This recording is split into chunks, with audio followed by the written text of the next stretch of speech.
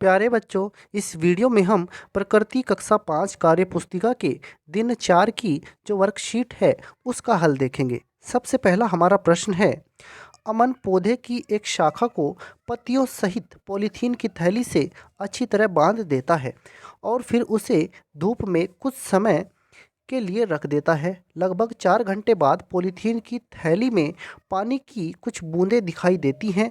तो आप बताइए कि जल की ये बूंदें कहाँ से आई होंगी और ऐसा क्यों हुआ होगा। देखिए प्यारे बच्चों, जैसे मान लीजिए कोई पौधा है, ये ज़मीन के अंदर इसकी जड़ें हैं। तो ये जो नीचे इसकी जड़ें होती हैं, ये पानी को अपनी तरफ खींचती रहती हैं और यही पानी फिर पौधे के सभी भागों में पहुंचता रहता है। अब पौधे के पास जो पत्तियां होती हैं, इन पत्तियों से पानी जो पौधे में अतिरिक्त होता है, जो पानी ज़्यादा मात्रा में होता है, वो ज़्यादा मात्रा में जो पानी होता है उसको ये पत्तियां भाप बनाकर बाहर निकालती रहती हैं। भाप बनती कैसे है? जब सूर्य का प्रकाश पड़ेगा पत्तियों पर, जब सूर्य का प्रकाश पत्तियों पर पड़ेगा तो पत्ती के अंदर जो पर्णरंध्र होते हैं, उन उन पर्णरंध्रों की सहायता से जो आवश्यकता से अधिक पानी है वह भाप बन करके बाहर निकलता रहता है। मतलब आप एक मोटी सी बात समझ लीजिए कि पौधे की जो पत्तियां होती हैं वो अतिरिक्त जल को वाष्पन के माध्यम से वायुमंडल में बाहर भेजती रहती हैं। इसको ही हम वाष्पन कहते हैं। अब इस बच्चे ने किया क्या है, पूरी एक टहनी को बांधा है पॉलीथीन से। अब वो जो पानी भाप बन के ऊपर उड़ना चाहिए था, अब वो ऊपर तो उड़ेगा नहीं, वो इस पॉलीथीन के अंदर ही इकट्ठा होता रहेगा और वो भाप ठंडी होकर के बूंदों का रूप धारण कर लेगी और ये बूंदें उसी भाप की हैं। तो हमने इसमें लिखा क्या है, पौधे से अतिरिक्त जल जलवाष्प बनकर उड़ जाता है। ये बूंदें उसी जल की हैं जो पत्तियों से वाष्प बनकर उड़ा है। धूप में पौधे से वाष्पन की क्रिया हुई है और जलवाष्प पॉलीथीन से टकराकर बूंदों में बदल गई है। ऐसा धूप में हुआ है। अब बढ़ते हैं अगले प्रश्न की तरफ। वाष्पोत्सर्जन क्या है?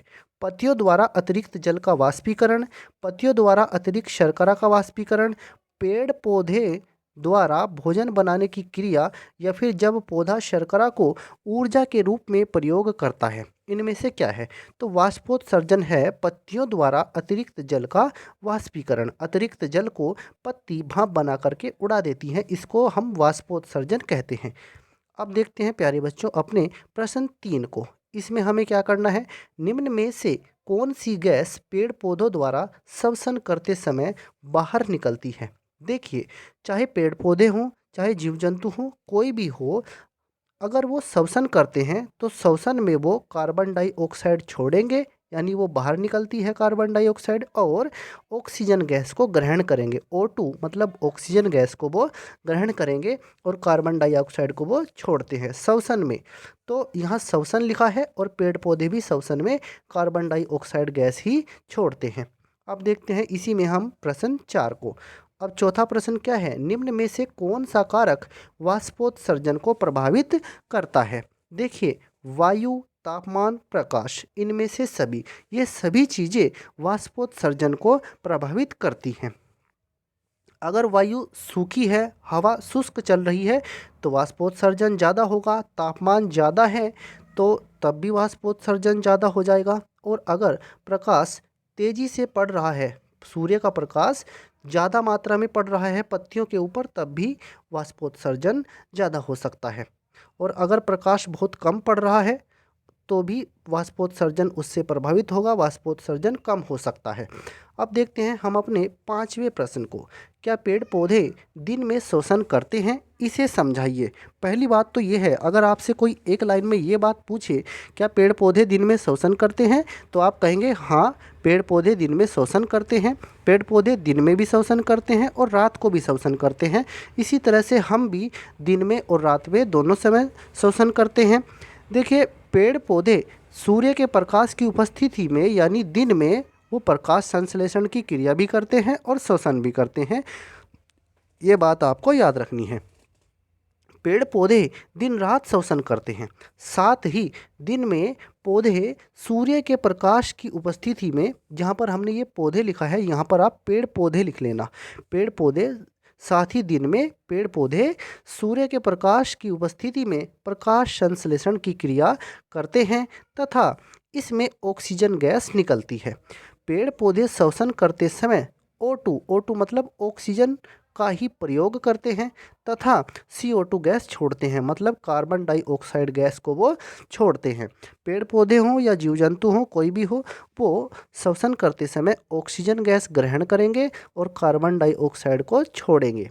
अब पेड़ पौधों के श्वसन से जुड़ी कुछ और महत्वपूर्ण बातें आप पहले जान लीजिए। पौधों में श्वसन की क्रिया जंतुओं के श्वसन से भिन्न होती है, अलग होती है। देखिए, पौधों के प्रत्येक भाग अर्थात जड़, तना एवं पत्तियों में अलग अलग श्वसन होता है। प्रत्येक भाग में होता है श्वसन। जंतुओं की तरह पौधों में श्वसन गैसों का परिवहन नहीं होता है और पौधों में जंतुओं की अपेक्षा श्वसन की गति धीमी होती है। अब कुछ बातें ये भी हैं जिनसे श्वसन की क्रिया प्रभावित होती है, यानी रात में श्वसन की क्रिया में और दिन में श्वसन की क्रिया में क्या अंतर होगा। श्वसन क्रिया को प्रभावित करने वाले कारक। श्वसन क्रिया को प्रभावित करने वाले कारक निम्नलिखित हैं। अब देखिए, कार्बन डाइऑक्साइड। कार्बन डाइऑक्साइड क्या है? जो हम सांस छोड़ते हैं तो उसमें जो गैस होती है कार्बन डाइऑक्साइड भी होती है। प्रकृति में CO2 मतलब कार्बन डाइऑक्साइड की मात्रा बढ़ने पर श्वसन दर कम हो जाती है। पौधों में श्वसन दर कम हो जाती है। प्रकाश की उपस्थिति में श्वसन दर बढ़ जाती है। अगर प्रकाश की मात्रा ज़्यादा है तो श्वसन दर बढ़ जाएगी। अब देखते हैं ऑक्सीजन। ऑक्सीजन की मात्रा के घटने अथवा बढ़ने पर श्वसन दर पर कोई प्रभाव नहीं पड़ता है। जब तक ऑक्सीजन की मात्रा 19% से ऊपर हो तब तक कोई प्रभाव नहीं पड़ेगा। अब देखते हैं तापक्रम। 0 डिग्री सेंटीग्रेड या 0 डिग्री सेल्सियस से 30 डिग्री सेल्सियस तक ताप बढ़ने पर श्वसन दर लगातार बढ़ती रहती है। तो ये तो वे कारक हैं जिनकी वजह से पेड़ पौधों के श्वसन प्रभावित होते हैं, ये देखे हमने। और पेड़ पौधों का जो श्वसन होता है जंतुओं से अलग होता है, ये बात भी आपको याद रखनी है। तो श्वसन को आप एक चीज़ समझ गए होंगे कि पेड़ पौधों का श्वसन और जंतुओं का श्वसन वो अलग होता है, लेकिन एक चीज़ जो कॉमन है, ऑक्सीजन गैस वो इस्तेमाल करते हैं, चाहे पेड़ पौधे हों चाहे जीव जंतु हों, और कार्बन डाइऑक्साइड को वो छोड़ते हैं। जबकि प्रकाश संश्लेषण की क्रिया अलग है, उसमें पेड़ पौधे कार्बन डाइऑक्साइड को ग्रहण करते हैं और ऑक्सीजन को छोड़ते हैं। अब बढ़ते हैं प्यारे बच्चों हम इसमें लास्ट प्रश्न की तरफ। जो हमने ये एक्स्ट्रा चीज़ें आपको बताई हैं, आप इन्हें अपनी नोटबुक में लिख सकते हैं और नहीं तो आप इनको बस ऐसे ही देख सकते हैं। बाकी जो आपकी वर्कशीट है उसका जो कार्य है वो आप अपनी वर्कशीट में लिख लेना यहाँ से देख करके।